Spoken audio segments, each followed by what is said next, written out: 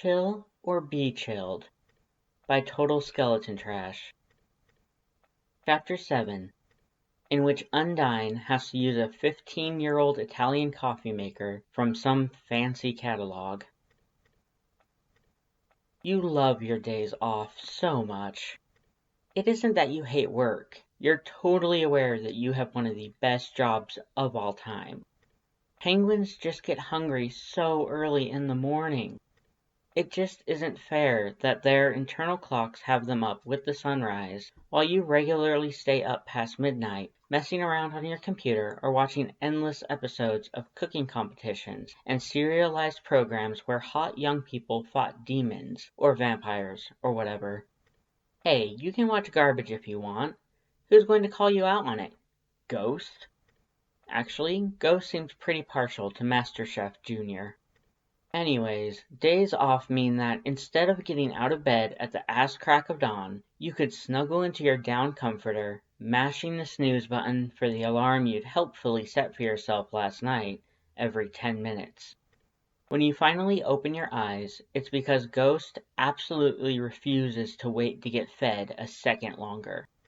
He expresses that by lovingly pressing a paw on your mouth. Ghost!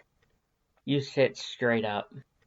You butt, you dig in the litter box with that paw. Ghost hops off the bed and twines around your ankles energetically as you make your way to the kitchen. Looking around on your way, you grimace. You're going to have guests tonight.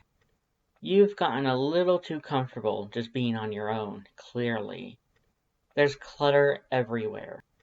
Every single one of Ghost's toys is out again. He keeps getting in the basket you store them in. Ugh, and every possible surface has your books on them. Mugs with dried tea bags clinging pathetically to the side. Piles of laundry you'd half-heartedly started to fold and then promised yourself you'd finish tomorrow. Maybe it would just be easier to move the TV to one of the rooms you never used. Rubbing the sleepy feeling out of your eyes, you open a can of food for Ghost and carefully spoon half out into his bowl. Then look longingly at the coffee maker. Yes, lots of that. You need fuel for your cleaning marathon. You start scooping twice as much as usual into a filter when you hear it. Reeds! For a second, your heart migrates into your esophagus. Nobody's supposed to be in here. Is that a burglar? Or a murderer? Or those two guys from Home Alone who might be both? Reeds! Oh, you know that voice. Your panic slowly fades. Not the Home Alone guys, then. Undyne? What the hell? You call out. Ghost stops eating and blinks at you, bewildered. He's not used to hearing other voices. Reeds, where the heck are you? Jeez, you didn't tell me that you lived in a freaking mansion. Undyne yells. You cast one last longing look at the coffee grounds sitting in the filter, then set off to find her. She's standing in the entry hall, looking awestruck. Hey, I didn't expect you until tonight? You say, realizing that you're still in your pajamas. Undyne looks around with wide eyes. This place is like bigger and fancier than the old royal palace, she says, sounding a little confused. I know what you get paid. Explain? You scuff your foot awkwardly on the hardwood. Yeah. My mom and dad left it to me when they died. You say quietly. It's not a big deal, honestly. I keep thinking I should just sell it. Undyne stares at you, at a total loss. Are you a princess or something? She asks, her brow furrowed. You have to laugh at that. No, come on. We don't really have those anymore. I mean, we do, but they're mostly for show. You know what? I'll explain later.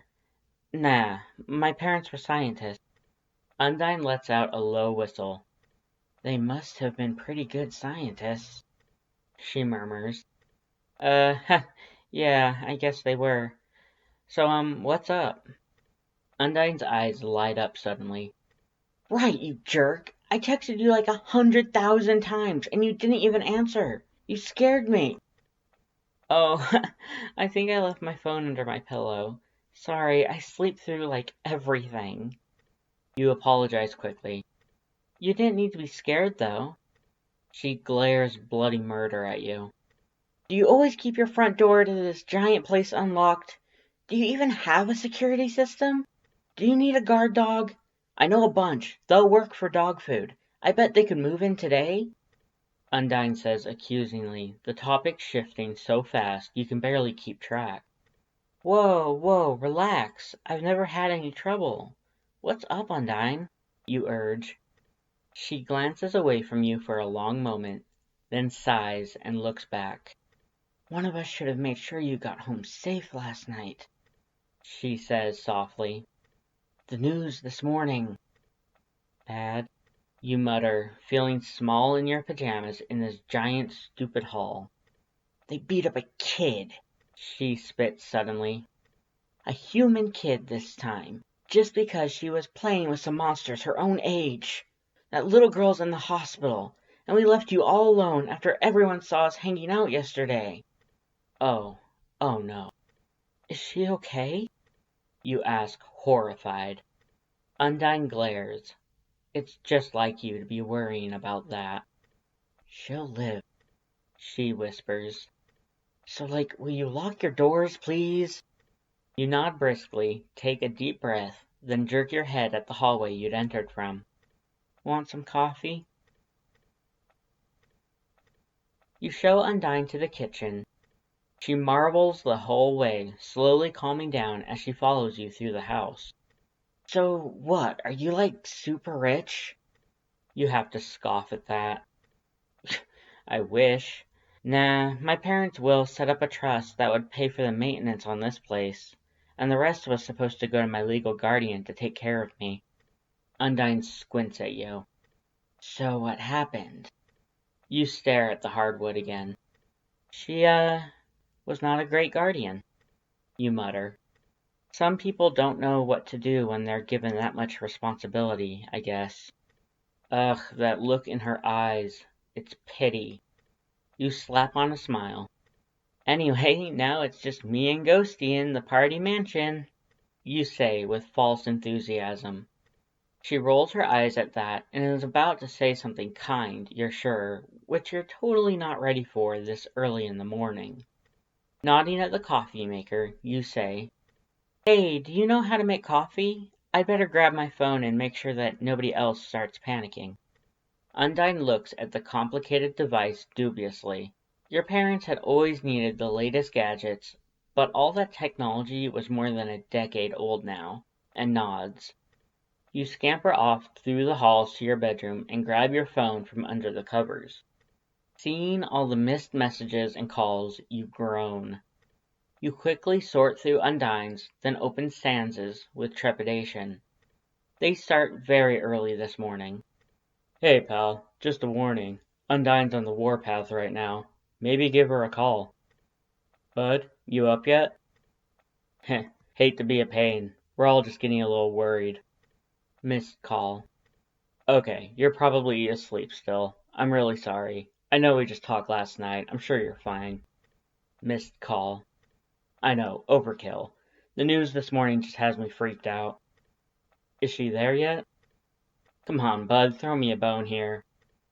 It's been a half hour. She has to be there by now. Fuck it, I'm coming over. The last one arrived while you were still sorting through the rest. You nearly throw the phone across the bed in surprise, then look around in panic at your messy house, your pajamas, your mad scientist hair, your total lack of a bra. Quickly, you snatch it back up. Hey, no, I'm fine. I just slept in. Not great at checking my phone. So sorry, Sans. Undyne's here now.